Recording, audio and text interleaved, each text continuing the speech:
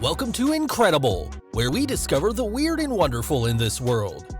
The recent explosion in Beirut is an example of the devastating power of explosions. As bad as that disaster was, it's just one of many devastating incidents that occurred when certain elements collided, causing a powerful explosion. Keep in mind that this video only deals with accidental explosions as opposed to man-made explosions caused by bombs or similar devices. Explosive power. When detailing these explosions, we'll refer to how many kilotons were given off. The atomic bomb dropped on Hiroshima was 15 kilotons, while the atomic bomb dropped on Nagasaki was 20 tons. Number 1. The Halifax Explosion, 1917. Things never turn out well when ships collide, but picture the destruction caused when one of them is carrying tons of explosive material. On 6 December 1917, a Norwegian craft, IMO, departed the happening harbor of Halifax in Canada. Not too far away, the Mont Blanc, a French freighter carrying 2,300 tons of picric acid, 200 tons of TNT, 35 tons of high-octane gasoline, and 10 tons of gun cotton, all earmarked for the Allied powers during World War I. The ships collided, causing unprecedented carnage. According to History.com, the accident killed more than 1,800 people, injured another 9,000, including blinding 200, and destroyed almost the entire north end of the city of Halifax, including more than 1,600 homes. The resulting shockwave shattered windows 50 miles away, and the sound of the explosion could be heard hundreds of miles away. The Halifax disaster remains one of the largest man-made non-nuclear explosions in history, with an explosive output of 2.9 kilotons of TNT. Number 2. RAF Fald Explosion, 1944. Another wartime explosion occurred in the United Kingdom on 27 November 1944 during the Big One, World War II, at a Royal Air Force underground munitions depot. Consider the following scenario. A poorly supervised underground storage facility containing 3,500 and 4,000 tons of ordnance, mostly made up of high-explosive bombs as well as other weapons, along with seemingly endless rounds of rifle ammunition. What's the worst that could happen? The fail is believed to have been caused when a civilian worker tried to dismantle a bomb using a brass chisel, rather than the wooden one that was mandatory. In 1994, farmer John Hardwick would recall what he saw that destructive day. It was a super frosty, cloudless morning. Suddenly, there was this almighty bang. We looked up and saw about 1.5 acres of woodland going straight up in the air. We never saw it come down. Blast does funny things. They say it rocked houses in Rugby, but I can't remember the earth moving. We ran to a hedge and got down flat. With the explosion measuring about 1/5 that of the atomic bomb dropped on Hiroshima, the death count was less than you might expect. The accident left 70 dead and missing and a crater to this day, 100 feet deep and 250 yards wide, halfway between the village of Hanbury and Tutbury Castle. It's believed that a protective wall kept the majority of the ammo dump from exploding, lessening the damage, and allowing many of the men working underground to escape. According to a 2014 article, most deaths, 31, came at a nearby plasterboard factory when the blast broke a reservoir which sent a volcano-like sea of mud down a valley and engulfed everything in the way. Number 3. Port Chicago Disaster, 1944. Another case of poorly trained workers in unsafe conditions during wartime led to the deadly debacle known as the Port Chicago Disaster.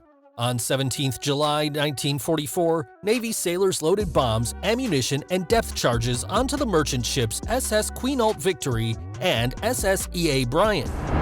Since this video is about the biggest accidental explosions, you probably know where this one's going.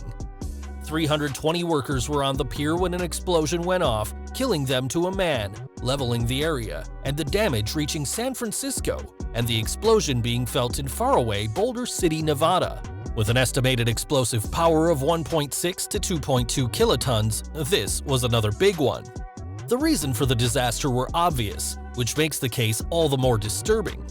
According to Military.com, the disaster sparked controversy in its aftermath. It was determined that inadequate training, hazardous conditions, and irresponsible labor practices all contributed to the disaster.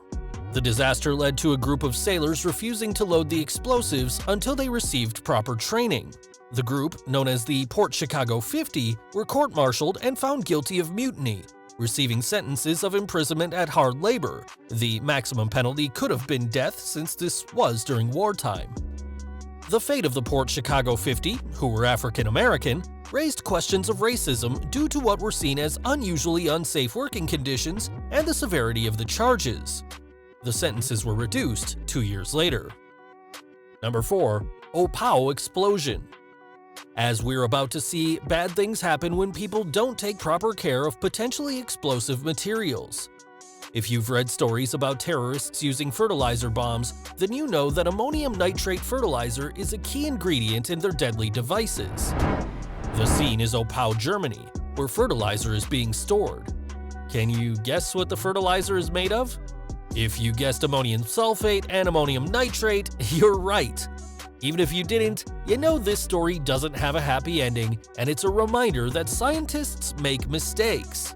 While the fertilizer was incredibly rich, the mixture produced a dense putty-like condition which meant workers couldn't access without blowing off pieces with small charges of dynamite. Before you laugh at the seeming stupidity, keep in mind that scientists thought the mixture wasn't explosive as long as there was less than 60% ammonium nitrate. The mixture was believed to be roughly 50%. Tragically, the scientists were wrong, and on 21 September 1921, an explosion rocked a silo in Opao, Germany. By one report, 4,500 tons of ammonium sulfate and ammonium nitrate fertilizer mixture exploded at the Opao plant in Germany. It killed between 500 to 600 people, and there were about 2,000 plus people who were injured. The blast was felt for miles, damaging the factory and the surrounding community. Like many of the explosions in our video, there was widespread destruction. Estimates vary on what the explosive output was, anywhere from 1 to 2 kilotons, but the harm is irrefutable. The site Devastating Disasters states that most of Opao's buildings were destroyed, leaving 6,500 residents homeless. A pressure wave ripped roofs off over a 25-kilometer or 15-mile radius and shattered windows over a wider area. The explosion was heard in Munich, 300 kilometers, that's 185 miles away. Number 5. The Beirut explosion. The recent Beirut explosion is another wretched reminder of the world's inability to learn from its past mistakes. Like many of the other explosive disasters here, the Beirut explosion appears to be the result of unsafe storage of dangerous materials, in this case, the dangerous ammonium nitrate. The New York Times is reporting, the ammonium nitrate had been stored at the port for more than 6 years since it was confiscated from a cargo ship leased by a Russian businessman.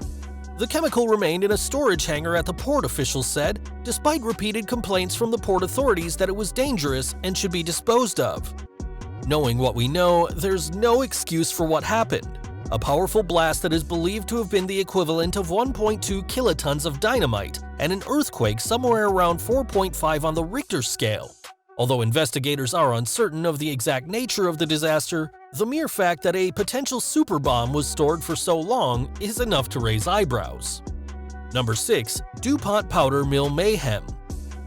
That saying, "We hate to say we told you so," rang true in 1911 when a DuPont blasting powder plant blew up, destroying most of the town of Pleasant Prairie, Wisconsin, with a blast believed to be around 1.1 kilotons of dynamite. Just 2 years earlier, area residents sued the plant, arguing it was a menace to public safety, only for the court to side with the company. Turns out the court was wrong, and an explosion fueled by 300 tons of TNT, 105,000 kegs of blasting powder, and 5 train cars holding more TNT injured hundreds, but thankfully only resulted in 3 deaths. The plant was reportedly closed at the time. The explosion was so powerful that people thought they were experiencing an earthquake, and the blast was felt in Iowa and Ohio. Keeping everything in stride, a spokesperson for DuPont downplayed the disaster, stating, "Explosions occur every day in steel mills, flouring mills, and grain elevators with hardly a line in the paper." Number 7. Pepcon disaster. We've seen explosives and fertilizers with explosives can create carnage and destruction. But what about the materials that make up rocket fuel? It's unlikely anyone wanted to find out, but find out they did on 4th May 1988 when the Pacific Engineering and Production Corporation of Nevada, or Pepcon's factory, containing ammonium perchlorate, an ingredient in rocket boosters such as that of the Space Shuttle, went up in flames, then exploded. As before, an abundance of potentially explosive material led to death and destruction. A 2016 article by the Las Vegas Review-Journal looked back at what happened.